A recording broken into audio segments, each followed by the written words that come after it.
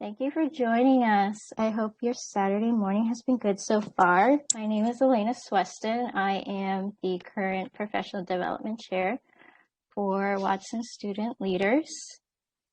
And this is the teacher panel event. We have with us Watson College Education alumni with us to cover a few topic areas that we are interested at going into teaching. So if you would like, you can, in the chat, share what your major is and what city or state you're from.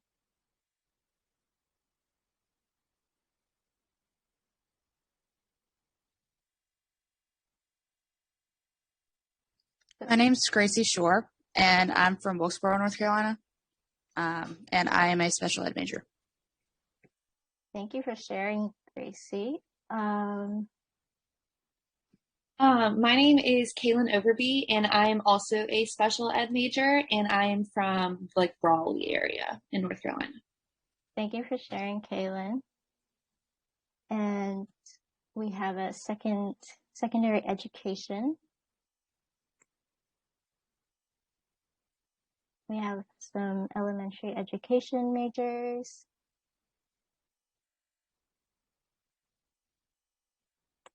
We have a history major with a teacher licensure. Thank you for joining us.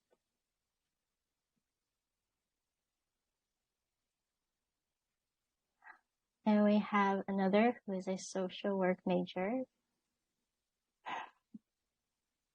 Thank you everyone for sharing. Good morning. All right, so we're going to begin. So let's meet our alumni. So first we have Sarah Bischoff. Hi, good morning, everybody. Thank you for having me. I am Sarah, and I graduated in May 2019. I am a grade 1 teacher, and I teach at a private school in Kuwait, which is a small country in the Middle East, and I'm happy to be here. Something I remember about Watson was the wonderful community.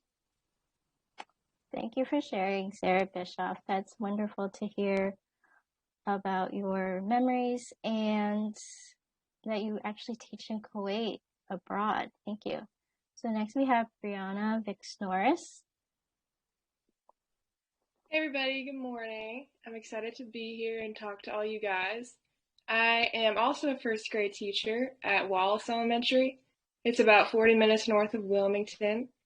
And something I remember about Watson is being a part of Watson Student Leaders and being on eBoard with a lot of the people in this Zoom. Thank you, Brianna Vixnoris, for sharing. It's great to meet another eBoard member from a prior year, and I appreciate your work. And next we have Meredith Cash. Hi, good morning, everyone. My name's Meredith. I graduated from UNCW last May, and I'm currently teaching 4th grade here in Wilmington. And something I remember from Watson is all the amazing people and opportunities that we got through Watson Student Leaders and Watson. Thank you, Delaney Rudolph, for sharing. I also feel the same sentiment that we have such a great community in Watson and Watson Student Leaders. Next, we have Gabby Burke. Hey everybody, I'm Gabby Burke, and I am a 4th grade teacher in a small town called Denver, North Carolina.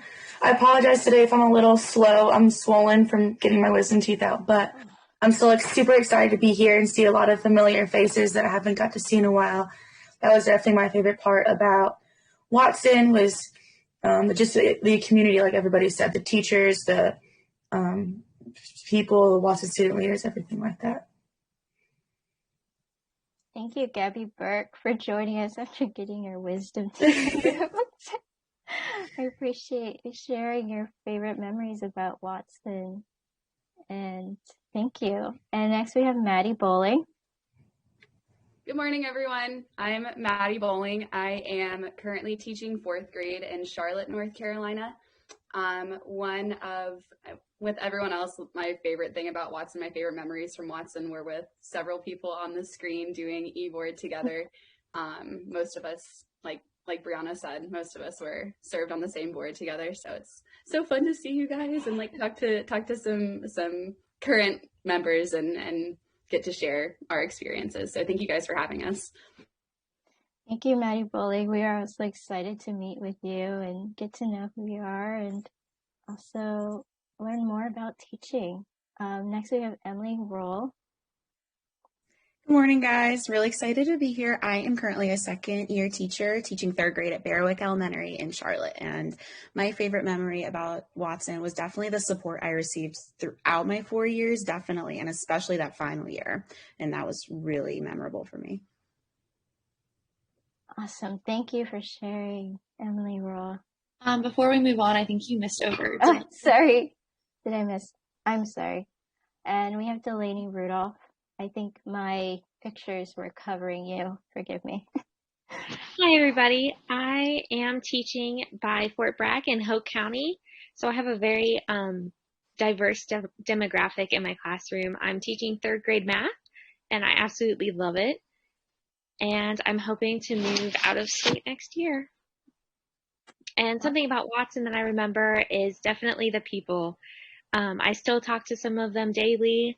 It's amazing, even though we don't live close or teach in the same grade, we can still share ideas to how to help our students.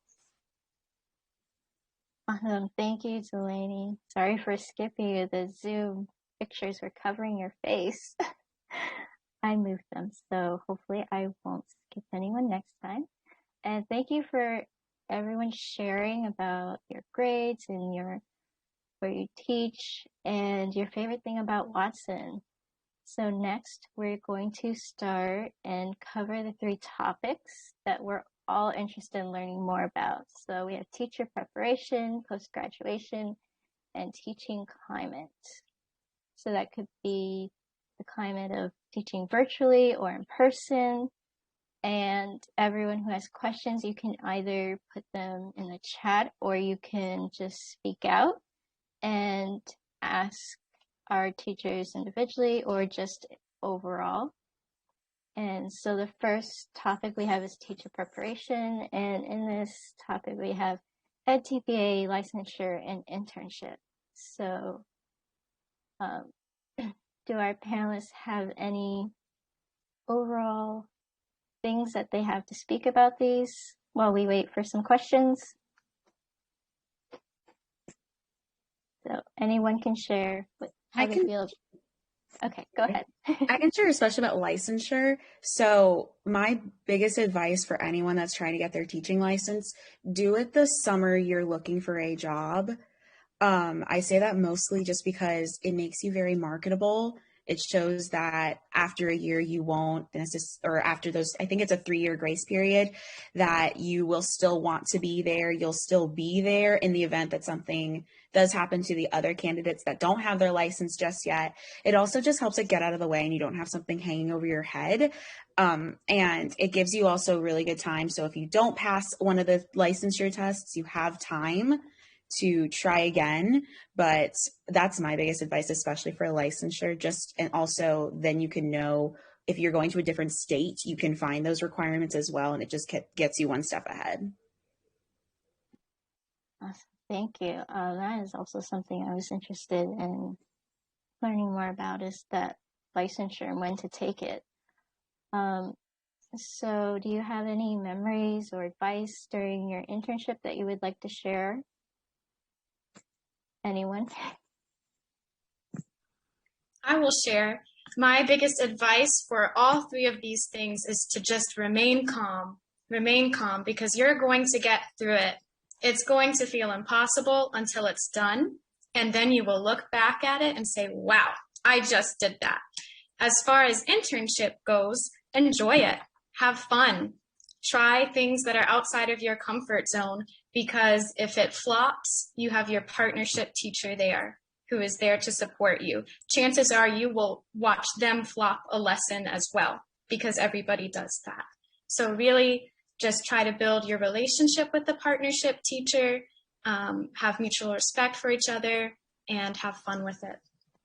You'll look back at it, hopefully like I am right now, thinking, wow, I really missed that class and that teacher. Thank you for sharing, Sarah. So I have a question, and how many extra hours after school do you find it necessary to keep up with grading, planning, and lesson planning? Well, I try not to work outside of school. I think that sometimes people feel like you have to work outside of school to really be a good teacher, and I don't believe that necessarily. There are some days where I do work for an hour outside of my working hours because I know that I need to. I wasn't as productive during the day. I also am lucky at the school I have to have more planning time than I would at a school in North Carolina. So I would say I usually have a full hour of planning during the day that I try to get a lot done. And then if I need to, I spend an hour after school. But when it's dinner time, I'm done. No exceptions. Don't work after dinner. That's great advice. So how does everyone else approach working after school hours? I think that was really good advice, Sarah. And one thing that I've found as a first year, but especially a first year in this past year, is finding like a work-life balance is so important. Like, you know, leaving school, just like Sarah was saying, leaving school and going home and like finding things at home that like really help you relax, and like dedicating time to do things outside of school, because it is so easy to find yourself working much more than is necessarily healthy. So just like finding that balance and finding things in your life that you can dedicate time to, so you're not spending all of your time or feeling like you're spending all of your time doing school things. One thing that helped me a lot was having a friend at that school, and we would hold each other accountable. Like, we would check in on each other when it would hit that 4:30 time. We're grabbing our stuff, and we're leaving. I definitely, to be transparent, I struggled with that my first year. There were a couple times where I realized I was at school for like 6 o'clock. And then this year, I've definitely honed in on that. And I think it really is just what you're comfortable with, knowing that there might be a day where you stay a little late, but then know that on those later days in the week, it can wait. You can wait till tomorrow for a lot of things. You can come in early. You just have to find that balance, really. Something that helped me. Oh, sorry, Delaney. Really quick. Something that's helped me is every week I just make myself like a to-do list for the week of what things need to be done, like my plans for the following week, my copies, whatever other little extra things I have to do. And I usually choose like a few of them to do every day. And then once I've done the ones that I've selected for the day, it's like, all right, I'm going to go home and not do anything else. So I think that's helpful too.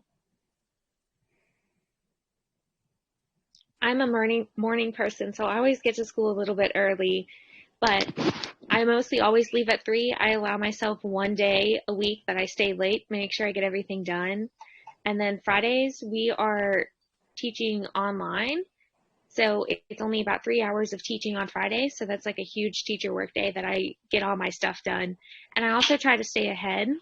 So I'm about 2 weeks ahead. And that's like, if something happens in my personal life or with my grad school, I can give myself a little leeway that I don't have to stress myself out at school. Elena, I think there were some questions in the chat as well. Mm-hmm.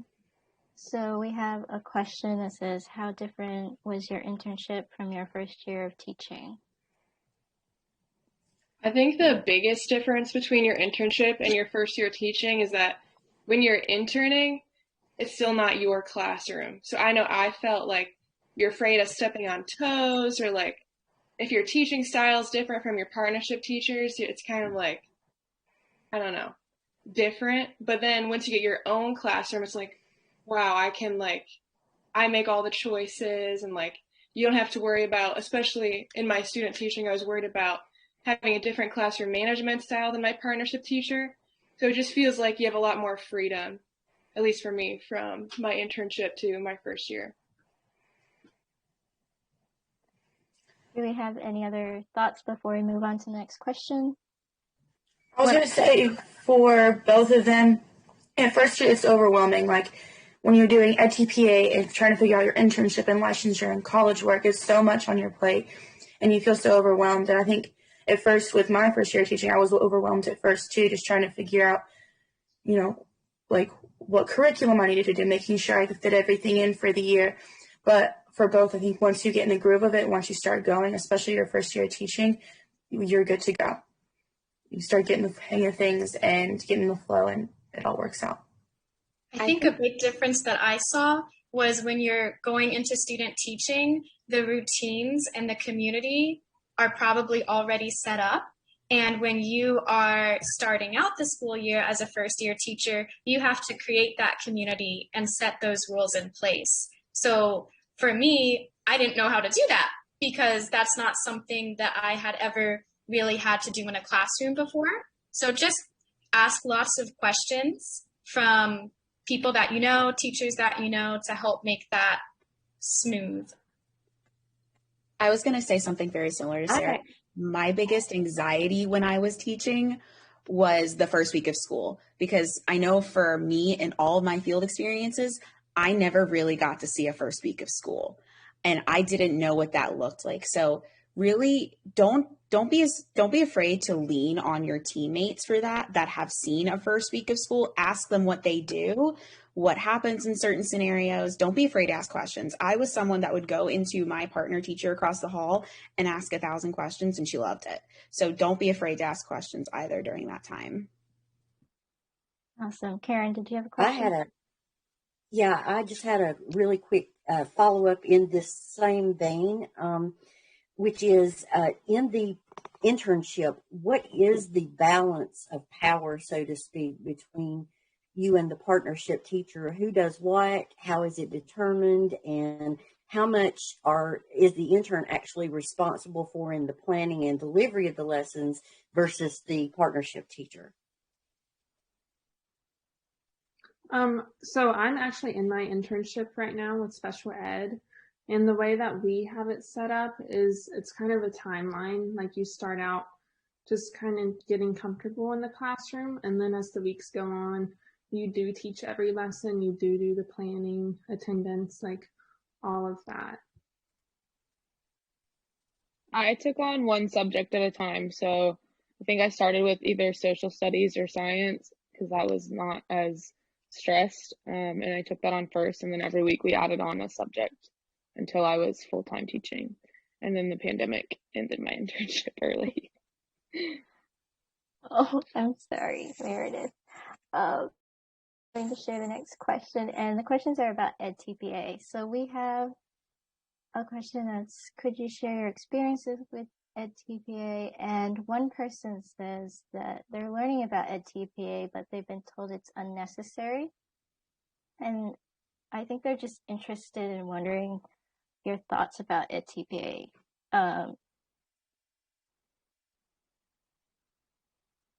So for my experience with edTPA is that I don't believe that edTPA prepares you to be a teacher.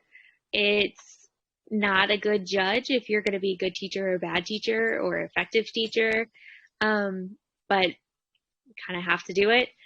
So it's best just to make sure that you don't procrastinate and that you're very organized. Being organized really helped me be able to make sure I answered all those rubrics correctly and to the fullest ability that I could. And procrastinating, don't do it. I know it's so tempting, but if you just stay on top of it and you make yourself a schedule of when you're going to get everything done, it won't, at the last week, you won't be stressed trying to figure out how to do all this stuff and submit it on time. What I did is that when you get to that point in school, they will give you so many resources. I'm trying to remember them all. It's like the grading rubric book, the understanding. There's like, I think 15 different sources they give you. Is that I printed all of it out at Staples and I had it binded. And so when we would have meetings or discussions, I would go to that section of that resource, highlight it, underline, take notes. And so when I was actually completing it, I could just go back to that section and have it all right there for me. I'm definitely someone that needs like a group to hold each other accountable for. So that's something that supported me a lot with the deadlines, was having a group that, okay, so we need to do task 1 now. Let's meet up, work on it together, talk about what we're each doing, because that really helped too. Even if it's different grade levels, if it's different schools, you can still get really great ideas for that. I will say as well, I don't believe that edTPA is a great measurement of a teacher. I think it gets you ready if you want to do national boards. I think it's a great like stepping stone for that. And I know that in the next year when I do my boards, I'll have that to lean on, but I really don't see it as a true measurement. So don't take it personal if your score isn't how you view yourself as an educator, because it's not. But I would just say, just have, like Delaney was saying, have a timeline, because when you miss, like when you're slightly behind in a task, it builds up big time. I like that. I like what you said about like having your group. And since you guys are a part of Watson Student Leaders, you already have like several people who are going to be going through the same thing that you'll be going through. Meredith Cash and I spent endless hours working together, just like not talking to each other and just like working, but just like having somebody else there doing it with us made it really helpful. I was surprised by how I felt really challenged by the fact that my teacher hadn't done edTPA. So like there's a really good chance that like your partner teacher during your internship will not have gone through edTPA. So there were a lot of times where I was like, you know, kind of needing some extra feedback, but if they haven't gone through it, they won't understand. So that's why it's really, really important for you to lean on the people that are in the organization and in your classes going through it with you. Awesome. Thank you. We just have one more question about edTPA. They just wonder how many videos you needed to do for the best edTPA. I would say record more than you think you're going to need, so you have time to go through and choose the best clips that you can find. I think you only need 20 minutes of video. I think I recorded 3 different lessons, and obviously I didn't use all of that, but it's better to have more than you need than you're getting ready to start writing and then you're scrambling because you don't have enough video. So I would definitely say record early in case it didn't come out the way you need to re-record. So make sure you do that part of it early, and you do have plenty of video to look through. I would also practice a lot with any other lessons that you have that are like lower stakes, just practicing, because once you put like that iPad or whatever you're recording up, you're going to feel all the nerves. So if you've done it a few times before you have to actually record for edTPA, you'll feel much better.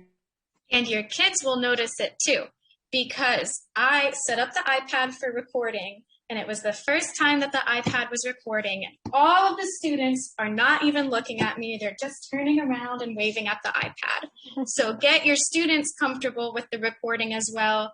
Tell them to act normal, pretend that it's not there, especially if you have little ones. Awesome. Thank you for sharing that. I could see the kids doing that, seeing an iPad recording them. Okay, we're going to move on to the next topic, which is post-graduation. So we have first year teaching, which we have briefly covered, in curriculum, and we have a section for teaching abroad because, Sarah, you are teaching in Kuwait. So do we have any questions about these topics? I have a question. So I just accepted a job for the fall, which I'm super excited for. But I was wondering what you guys did like the summer or time prior to your first job. Like, how did you prepare yourself, either like mentally or just like your classroom? Sleep, relax, and for me, practicing some of those self-care rituals so that they would be in place by the time this first week of school came around. So I don't know, whatever you like to do. I'm really big into making sure I wash my face at night and relax and stuff like that. So just getting that in place, because once the school year starts, you might forget. And I think everybody would agree that it's really important to have that self-care in place to get through your first year teaching. In terms of setting up a classroom, I didn't get to my classroom until a week before school started, and it was fine. So if you have that luxury, sure, set it up. But if you don't, it's okay. I'll also say, congratulations. But I would also say, if you know your team just yet, reach out to them and start. That would be like the only thing I would do over the summer, really getting ready for school, is get to know your team, because I did that my first year, and I still talk to a lot of teammates from my school that moved, and you really build connections and you just build really great relationships, especially if you're going to be in planning with them. You get to know them really well over the summer. Even just having a group chat where you're talking with each other, asking questions, I loved it. It was really great. That was a really great experience for me. I was going to say the same thing. Reach out to your team. That was definitely very helpful because I felt very underprepared. Like, I didn't know anything about what kind of curriculum they used or what my classroom looked like or what I would need. And because of COVID, I also didn't get to go in my classroom until the teacher workday started. So I didn't buy much before besides books and like just some basic supplies.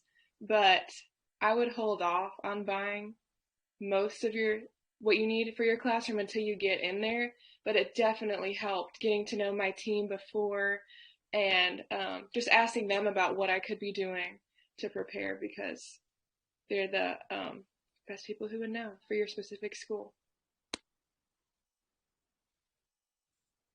Okay. I just put in the chat box a book. It's called The First Days of School. So that is something I would recommend reading if you like to read. And I think earlier we spoke, Emily and I, about having no idea what to do for the first week of school. So if you are going to plan anything over the summer, no matter the grade level or content, just think about how you're going to welcome your students into the classroom, whether it's virtual or in person. What icebreakers are you going to do? How will you build expectations for the class? That's going to take a while. That's really all you need to do, at least I think for K2 during the first week. I would even say for your first year, focusing on building a community, because I know for North Carolina, for your observations and your standards you're evaluated on, they really focus on you being proficient in standard 1, which is being a leader in your classroom. And the biggest part of being a leader in your classroom is building that community. And that's going to be until the end of the year. I am still building a community with my kids, because things will vary. Everything changes. That is the biggest thing ever. And that book is amazing. So I have a question. So what techniques and practices are you doing to help build that community?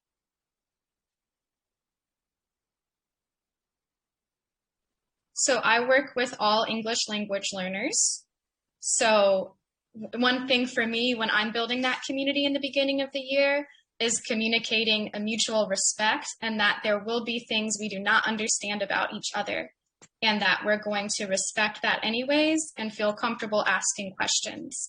So one of the activities I think I did on the second day of school was the book Chrysanthemum, which maybe you're familiar with if you're in the elementary program. It's all about a little mouse who has a very long name, and she loves her name, and I won't spoil it for you, but you should read it. And that was something I did with my students, because a lot of their names I have never heard before.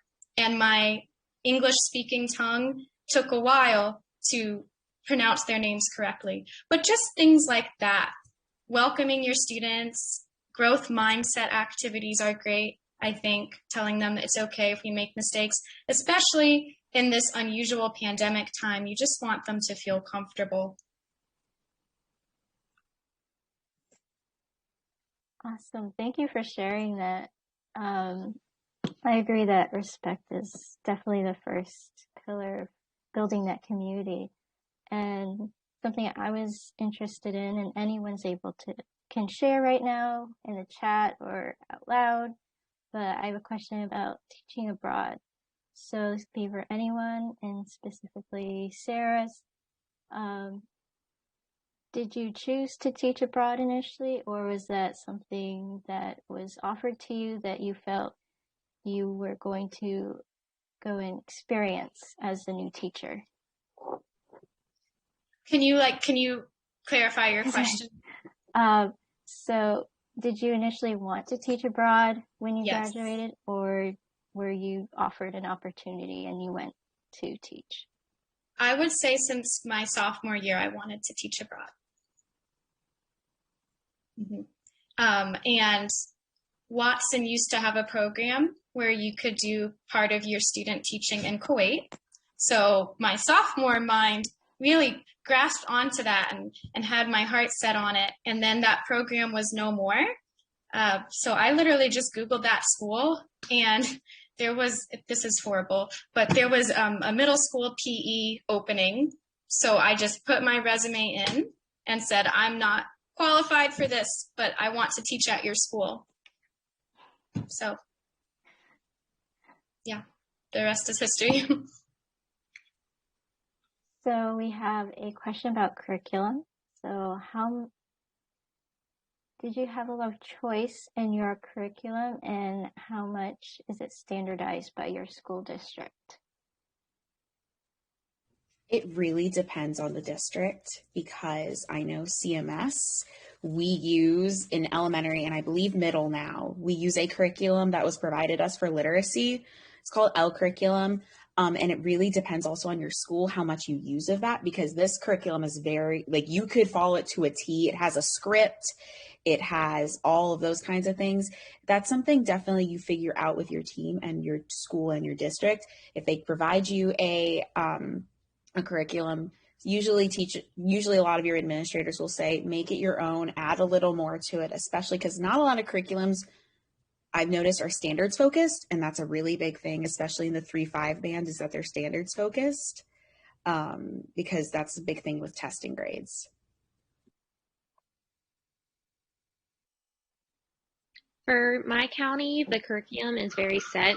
We have a pacing guide of what standards and how long we can spend on them.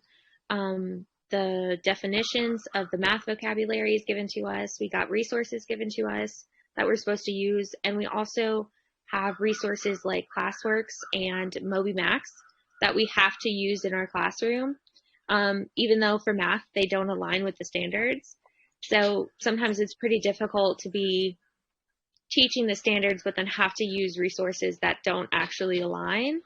So it's definitely a juggle to make a bridge with those two things, but every county is going to be different. Even subjects are going to be different.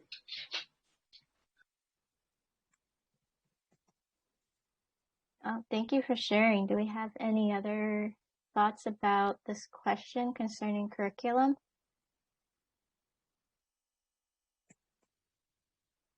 No one? So we have something from Sarah that says some teachers don't use any of the curriculum, they just use parts of it and add in.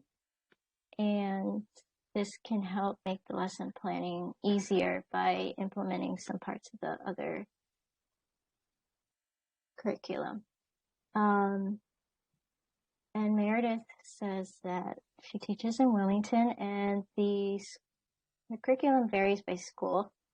So sometimes they're given a scripted curriculum for like math, science, and English language.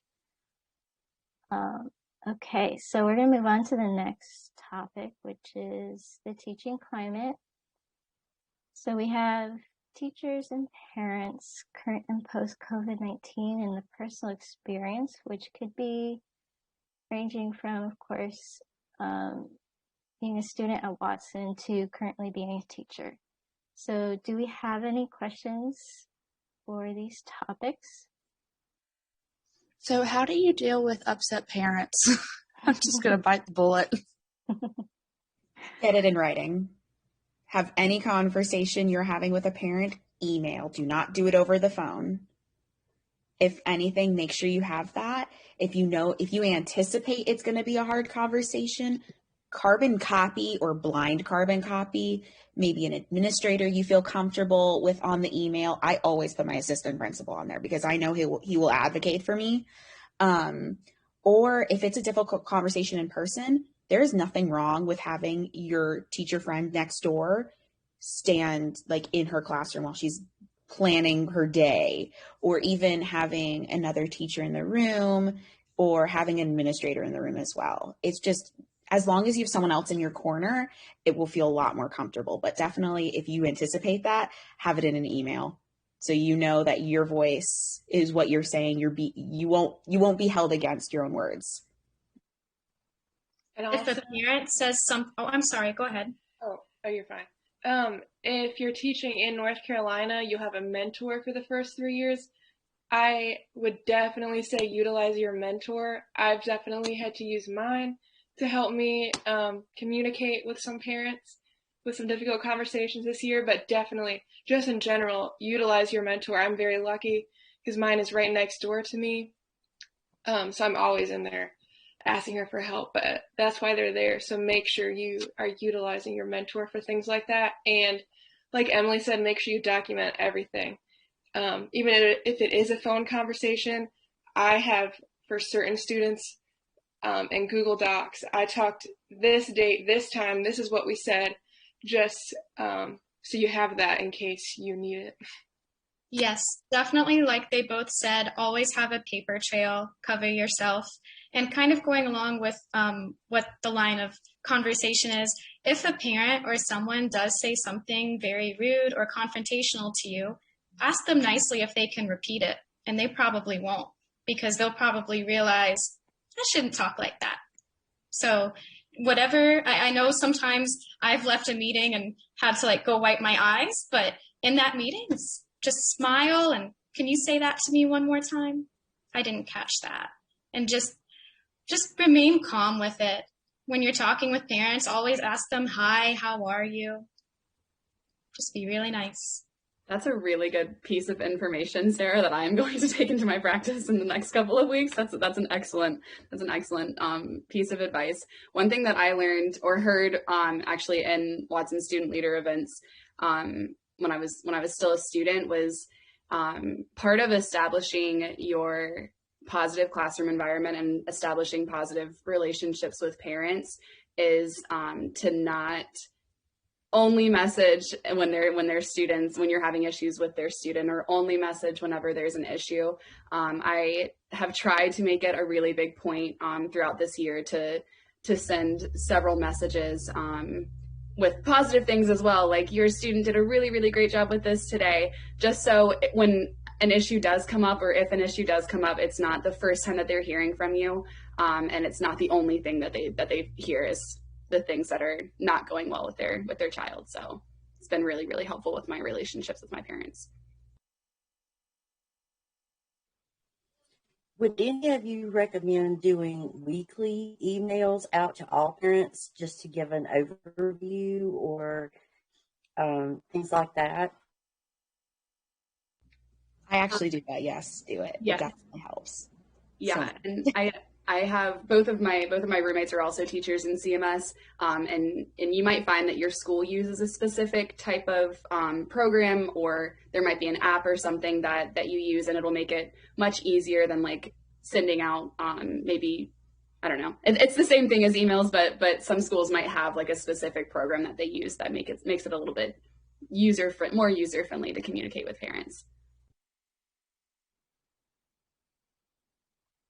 Yes, that goes back to having a paper trail too. Beyond just having open communication, you're also making sure, look, I'm teaching what I need to teach. That way, if you do have a parent or someone who's upset, hey, look at the email I sent on this day at this time. It's unfortunate that we have to think that way, but if you're proactive about it, you're likely to have less issues. Awesome. Thank you for sharing those tips and advice on parents and teachers. So we have a question about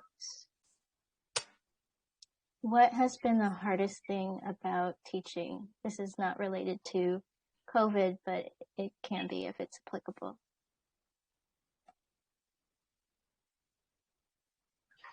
Well, the biggest struggle for me is that I started mid-year in November. We were AB planned, so we had some students coming one day, another set coming the next day, and then we went virtual, and then we went back to AB, and then we went virtual again.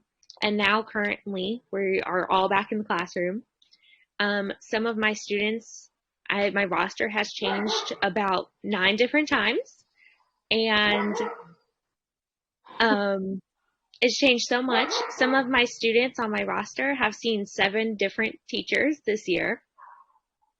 So being able just to take the change and be flexible has been a huge realization for me. Adaptive because I'm not very flexible. So just taking that in account that like, yep, the plan has changed. And just keep going with it. So adapting is a huge challenge. Hearing that you also have had to deal with that makes me feel better as a second year teacher. Holy guacamole. Rosters change all the time.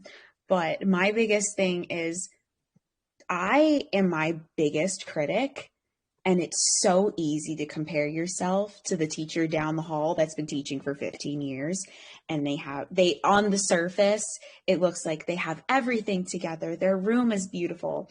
They have the standards written on the board. They are so on it, but you're a beginning teacher and you are there to learn yourself and learn how you are as a teacher. And so I would just say, don't be hard on yourself. Do not criticize yourself. I had to start saying to myself, I'm a good teacher and I am here for these kids. And I know that I'm here because someone saw that I could be a teacher to these children. Someone saw that they think I'm qualified and that I am phenomenal. So I need to think more about myself in that light. I love that Delaney said adaptability overall, but I also think there's adaptability in the moment. As a teacher, there's so many things that can be thrown at you in the moment, like your principal comes in or a student has this happen, or even when I'm teaching, I see my kids aren't picking up on the way I'm explaining things and I have to maybe work backwards or try to explain it in a different way. So you kind of have to pick up on those cues or just accept things that come at you and you're like, you know what? This is just how today's going to go. It's going to change and we're just going to roll with it and it'll be okay. Great advice, everybody. I think the hardest lesson that I had to learn from was probably getting over stage fright, if that makes sense. In the beginning, when I'm teaching, I have everything scripted. Okay, I'm going to smile at the students and introduce the topic and everything because it's all new and it's all overwhelming. And then once you realize I can calm down a little bit, I'm doing okay, you kind of get over that and things become more natural. You're walking through the day, not feeling like you're running a marathon. Thank you. I think we can all relate to the stage fright thing because even recording yourself it's kind of nerve-wracking during field experience because you have to watch it. So we have a question about COVID. So how hard was it to change your teaching due to COVID or even being a first-year teacher during COVID? I think the hardest part, which they've already kind of hit on, is just like the constant changes, like keeping up with plan A, plan B, plan C, like whatever way we're teaching at the moment was like really challenging during COVID. And as a first year teacher, you're already so nervous and you don't really know what's going on anyways. I agree. I think the constant changing, because it's been the same for me. We were virtual and then we weren't. And then half the kids were coming, then it was every other week. And having to deal with all those changes has been very overwhelming, and also having to deal with, because I have 14 in the classroom and 6 that are still remote. So I still have to do Google Meets while I have my kids in the classroom every day. And that has been very challenging also. Thank you. I'm sure you did a great job. We can't imagine teaching during COVID since we're just starting our pre-block and block at this point. So if you have any questions, anyone, just please share them out loud. So most of you are elementary school teachers. So how are you guys able to do social emotional learning with your students via Zoom?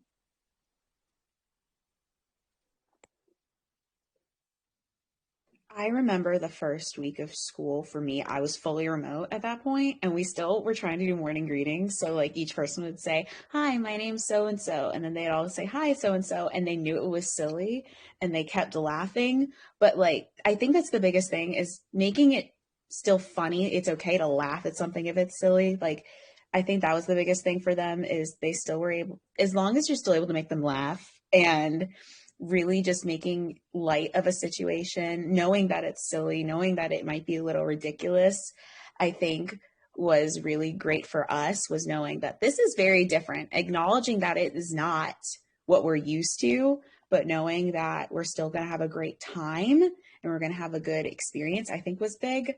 I think for us also, my kids, I think the biggest thing for us was also making sure I still was building that community online. I would do lunch bunch with them. And so the next day they would come in and talk about what they were doing in lunch bunch. And then the biggest thing for Zoom especially was I used the heck out of breakout rooms. It was really great for them. They loved sharing with each other. But the biggest thing is also with that is expectations, making sure you know what the expectations are when you're in that breakout room. But that's my biggest thing. Definitely building relationships to build onto that. I have 31 grade 1 students and we're fully online. So that first week of school, I met one-on-one with each student and then slowly increased those meeting sizes. And we still only meet as 32 people for an hour out of the day, and then we're in groups. But get them comfortable, because if we're scared of being in front of them, they're probably scared too. And so letting them know that it's okay to be scared.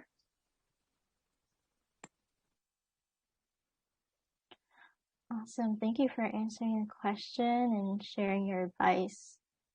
So we have another question. It's, as a first year teacher, were you given any helpful tools or resources that gave you more insight into the school and how it works? And they are curious whether you were thrown into the classroom without any knowledge about your students.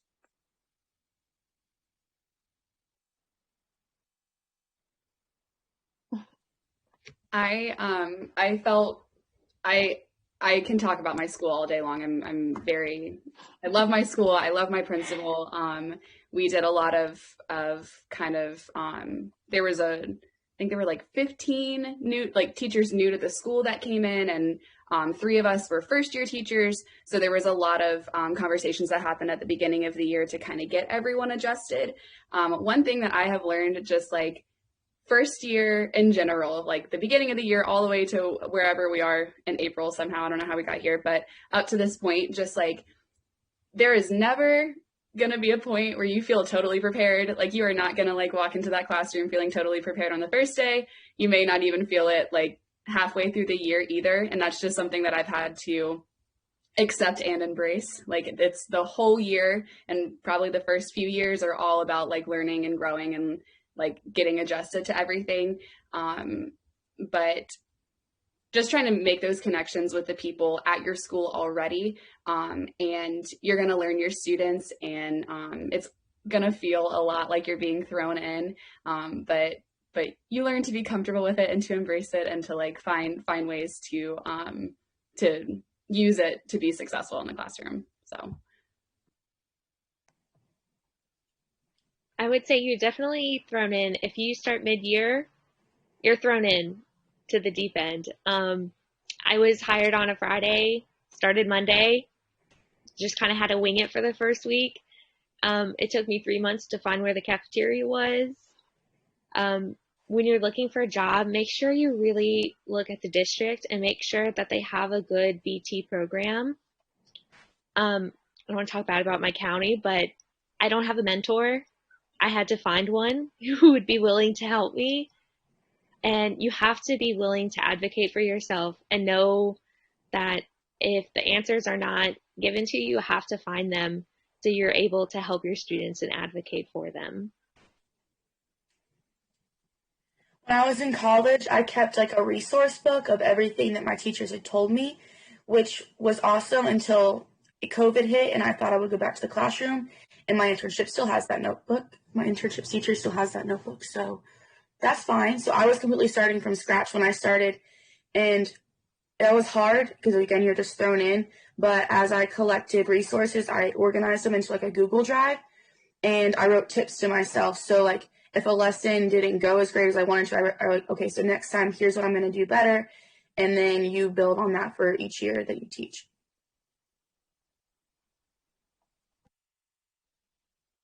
Thank you for sharing. So here we have Sarah shared, if you don't have a mentor, ask for help and find your marigold. Can you explain what that means?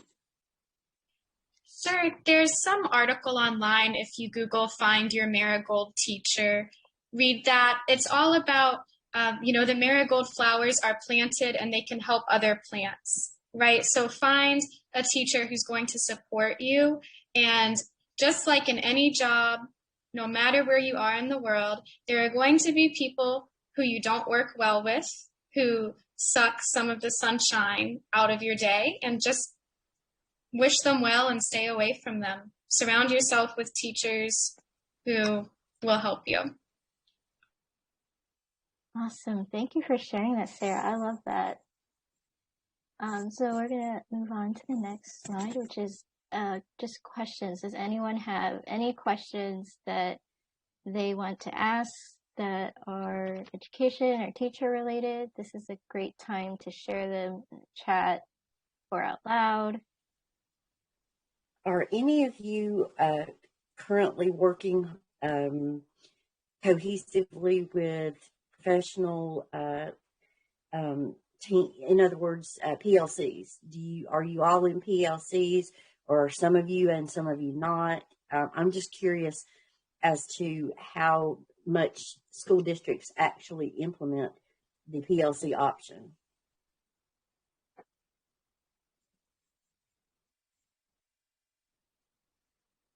Yes. I have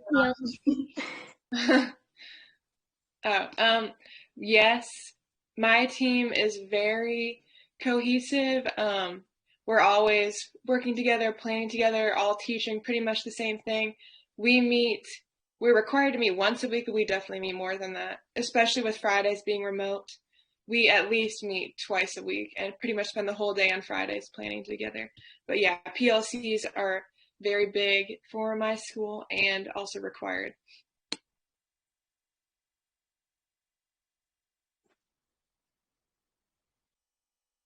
Okay, so does anyone else have any thoughts on that question to share before we move on to the next? Sorry, go ahead.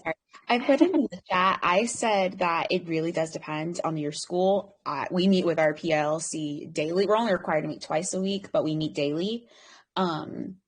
But that's a great question to ask in an interview. As a first year teacher, I want to know, what does planning look like for me? As someone who is new to teaching, I'd love to know what that support looks like in planning, who will be in my planning as well. Because sometimes in certain planning days, especially if it's like a data day and you're looking at test data, there will be other people from other areas, like support staff might be in there as well. So definitely ask, what does that look like? Who will be in there as well? Thank you for sharing the tip. So I have a question. I think a lot of students going to teaching have is, what useful tips or advice do you have for balancing work, family, friends, just a personal life outside of the classroom?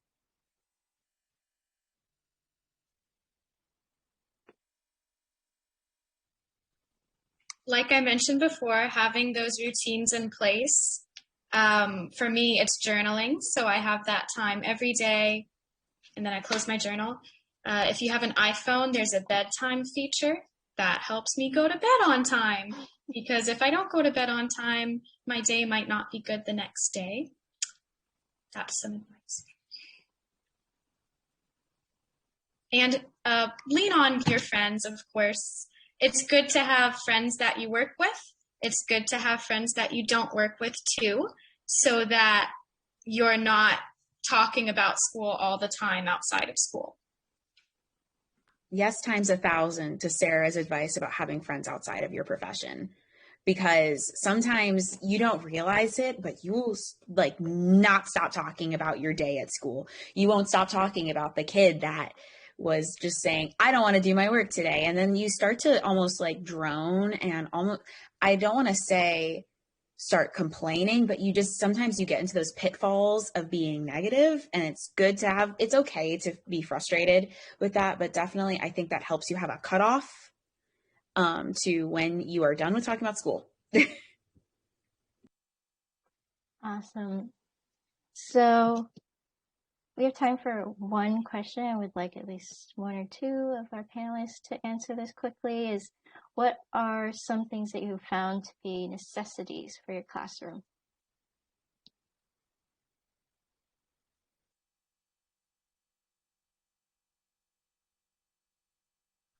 I can't think of a single material item because I really didn't bring anything to Kuwait in terms of teaching items.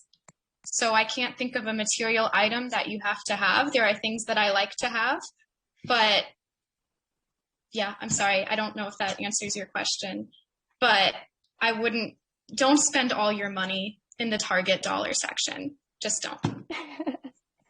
Thank you. That's great advice. I think we would all agree that we could spend a lot of money at Target. Okay, so we're going to move on. So this is our evaluation form for this event. So I'm going to give it to Kaylin. Hi, yes, I just put in the chat.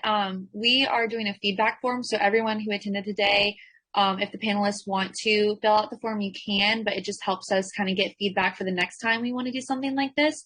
And we will be selecting randomly one person to receive some Watson Student Leaders swag if you do complete the form. So please try and complete that. Thank you. And the link is in the chat if you want to go there and you don't have to scan the QR code. So I just want to thank everyone for attending and joining us to speak about these 3 topics of teacher preparation, post-graduation, and teacher climate. And I want to thank all the alumni, Brianna, Delaney, Emily, Gabby, Maddie, Meredith, and Sarah. Thank you all for joining.